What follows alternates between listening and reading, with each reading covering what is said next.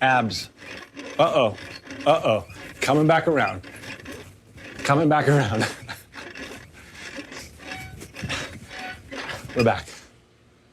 Hi, my name is Zach Braff, and I am a writer, a director, and an actor.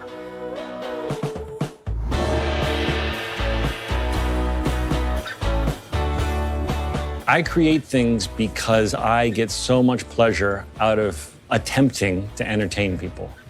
And when it works, and you stand in the back of the movie theater and you see people laugh, or you see someone swipe a tear, it is really the greatest joy I've ever felt. It is so life-affirming when I see that I've somehow made someone feel good.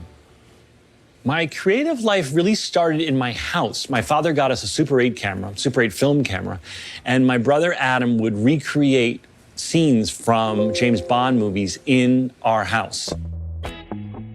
I was like probably 4 years old, being like the evil child who's trying to kill Bond. So just from a very young age, I was so lit up by filmmaking. And then my father, as his hobby, did community theater.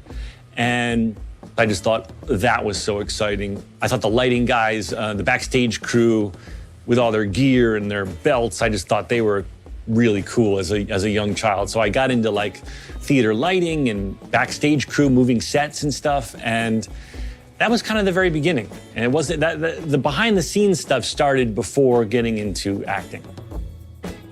There's a camp called Stage Door Manor in upstate New York where kids who want to be involved in creativity, whether it be acting or behind the scenes. And it was there that I started really thinking about also loving being an actor.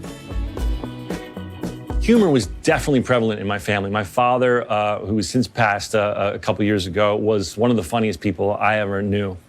And he loved to laugh, and he loved comedy movies. You know, this is back in the days of the video store, of course, and we'd tell my father the same 80s movies we wanted to see over and over again when he was going to the video store.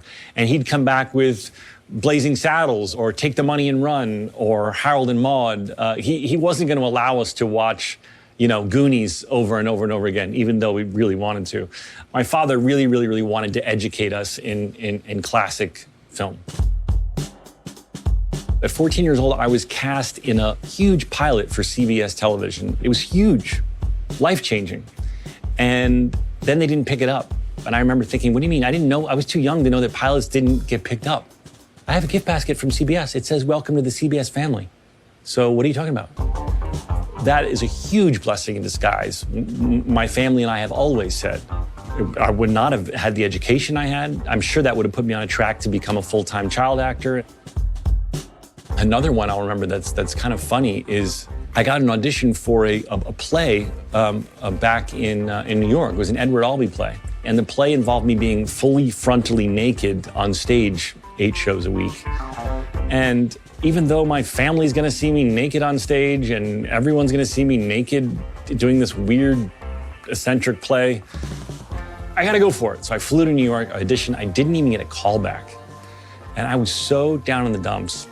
I was like, maybe I should stop doing this. My agent said, come on, go through one more pilot season. Come on, gave me a pep talk. The very first audition I had was for Scrubs. Now, if I had been in this play, doing full frontal nudity 8 shows a week off Broadway, I never would have been available to audition for Scrubs, which obviously completely changed my life. So time and time again, if you commit your life to this, there are huge moments where you look back and go, oh my goodness, I'm so lucky that thing I wanted didn't happen because of this happened. That opened such an enormous door when the other door closed. It got implanted in my brain that the coolest thing you could do would be to write, direct, and star in your own project. Like that is, like, imagine doing that. I don't think I ever thought that I'd be able to do it, but in the back of my mind, I thought, well, that would be the ultimate goal. You write the story, and then you're the filmmaker, and then you're in it. I have to say that doing Scrubs for 9 years was the best film school a fella could ever dream of having, because we had a different director every week. I remember just every director, they would have different things about the way they worked, the way they talked to the crew, the way how involved they were in the placement of the camera, how involved they were in the blocking. All of these different men and women that came through there, I'd go, ooh, I love that.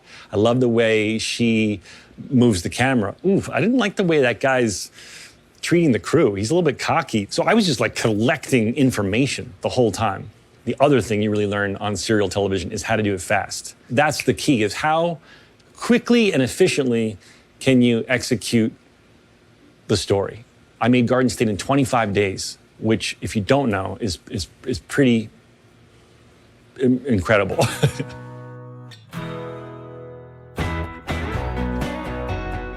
It's so hard to write a screenplay. I think it was Lawrence Kasdan who said being a writer is signing up to have homework for the rest of your life. And that's kind of what it can often feel like. I know I have a good idea when I keep thinking about it. I know I have an idea that's not working when I can't get myself to obsess about it. I sometimes suffer from insomnia, and if I'm lying in bed and I'm thinking about the idea and kind of getting lit up by it, that's when I know I might be onto something. When you start to have the beginning, middle, and end of a story, and you can kind of practice starting to tell it to friends, and you notice them lean in, that also helps me. Like, that's what motivates me again to get back in the chair when I start getting like some momentum. I think when you're searching for creative inspiration, it can often come out of situations you'd never expect. I'll give you an example. Garden State, the character goes in the doctor's office and there's so many diplomas. He looks up and there's one on the ceiling.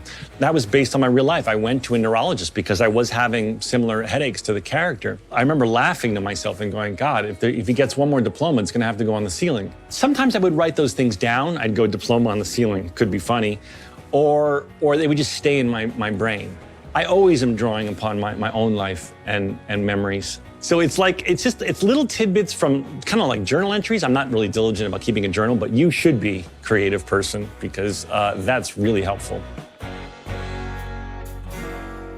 You know, when you're a freelance creative, like I'm sure a lot of you watching are, you spend so much time alone, whether it's on your computer editing or coloring or doing effects or writing. When you're finally on set, you get to have what a lot of people have at a job they like, and that is the camaraderie and the teamwork. The way I think of it is I'm like the conductor of an orchestra. I've brought on these amazingly talented people that play these instruments way better than I know how to play these instruments, and I'm very collaborative. I like the camera operator to tell me, oh, no, dude, come over here, look at this shot over here, you gotta see this. Oh yeah, you know, like I love the team of it all. The hardest part about making a film is moving so fast and being afraid that you're sacrificing the quality of the film because you're on such a tight schedule. And it's very stressful, particularly when I'm acting in them, because all of the stresses of the day, you know, the producer whispering in your ear, oh, so-and-so didn't make it to set, or we lost that location. You have to digest and say, oh shit, in your head, but then you have to act. I have self-doubt all the time.